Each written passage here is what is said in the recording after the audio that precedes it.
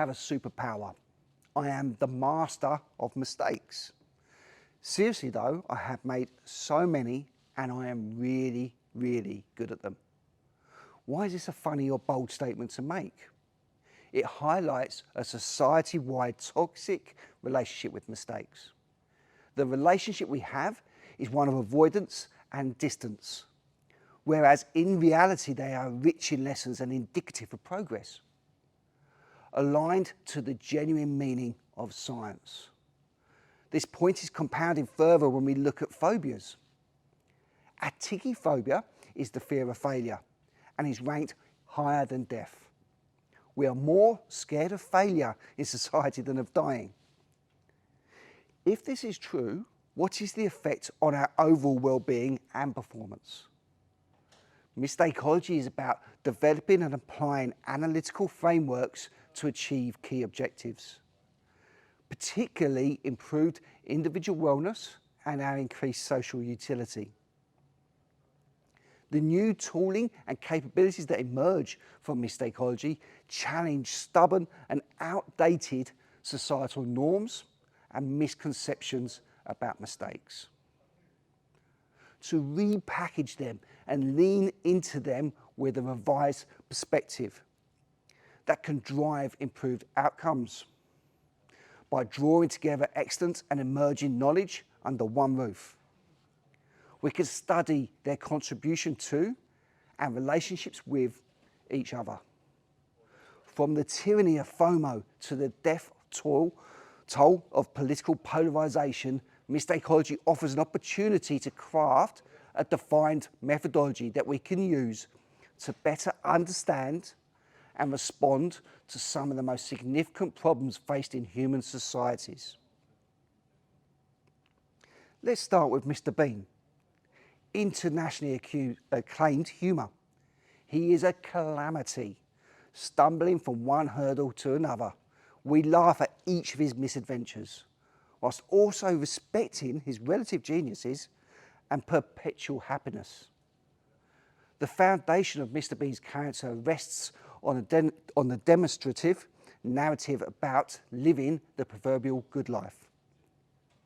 By making, engaging with, and then proceeding from a myriad of predicaments brought about by one's own mistakes. The inconsistencies between the norms and expectations of globalised Western societies and Mr. Bean's popularity and intuitive appeal highlights the problem space of mistakology. For example, we have the ever desirable growth mindset. It's on the tip of the tongue with many hiring managers for its practical usages in progress and achievement.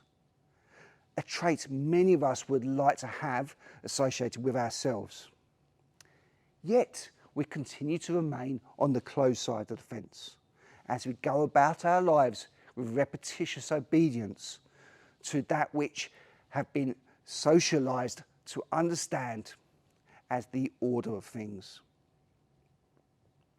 Many of us will have experienced the fear of missing out, or FOMO phenomena.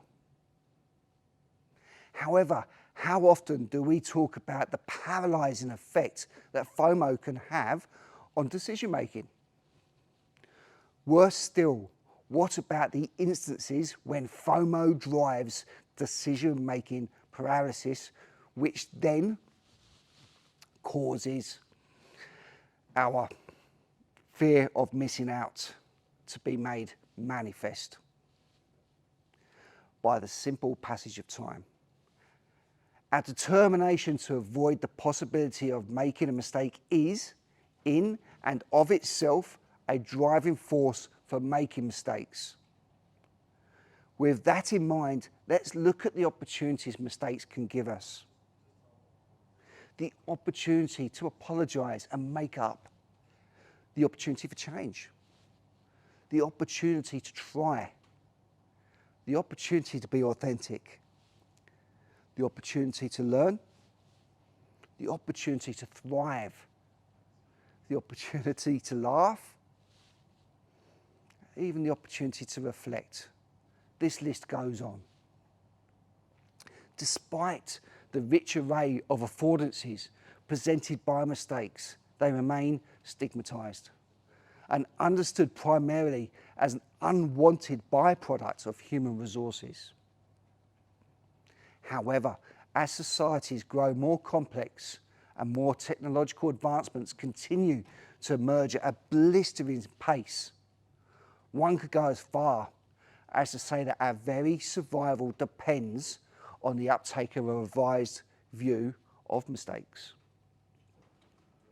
A strong case for this is the large language models, or LLM, generative AI systems such as ChatGPT or Microsoft's Copilot. By virtue of their increasingly omnipresence in everyday life, such capabilities have been adopted by critical infrastructure and government service institutions, placing AI at the very heart of the structures upon which countless lives depend. However, AI systems and products are products of people, and as such, they are prone to making mistakes. The frequency of errors, ranging from ethno-racial biases to hallucinations, are now so well documented that Microsoft's Copilot outputs each time come with the fine print at the end that says AI-generated content may be incorrect. At a time when medical procedures, policing, the supply of energy and water, and even military operations are increasingly reliant on systems that are proving to be just as capable of affecting catastrophic blunders as their creators. Would this not be the ideal time to develop an impeccable understanding of mistakes? The political interdependencies of globalization in today's late modern era has created an extraordinarily complex web of supply chains upon which millions depend.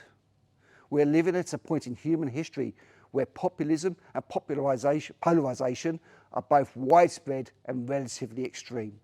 When combined with rhetoric as well as this mis- and disinformation, the public is more vulnerable to manipulation than ever before. It is a time when those with power, limited only by the political acquiescence of their respective publics, are able to make decisions with immense global and cascading consequences. In other words, we live in a period of history where the mistakes of the public are of a greatly increased significance, but the potential destructive implications of an error of the part of the public representative are at a scale that is almost unimaginable. Prevention is always better than cure, or is it? This is a difficult statement to question, but we are sure that allowing for mistakes to be made enhances the outcome in some circumstances. It's this and other relationships of factors that are more than worthy of continued study. Sociology didn't exist till 1780. Psychology didn't exist till 1879. Mistakology didn't exist till 2024. Prior to their consolidation and formalization as fields of study, they were all scattered knowledge bases and theory. Upon being conjoined, the research, study, and outcomes in each field has reinforced its reason to become established. For society to start to do the same with what we now know about mistakes on our wellness and performance, I think it's about time mistakology exists too. Only in its creation can we begin to add the sophistication and science needed to cultivate a new and innovative relationship with failure. Perhaps it is time we revisited the often quoted line from Alexander Pope's 17th century treatise, An Essay on Criticism, in which he stated that to err is human. Many will be familiar with this statement, which is an important premise in any argument about the human condition. We make mistakes because of the universality of our diversity. It's part and parcel of the fallibility inherent to the human animal. However, Pope's statement has two clauses. In full, Pope's statement is both an observation and a normative assertion. To err is human, but to forgive is divine. Fast forward a couple of centuries and we have Albert Einstein, who once said, failure is success in progress.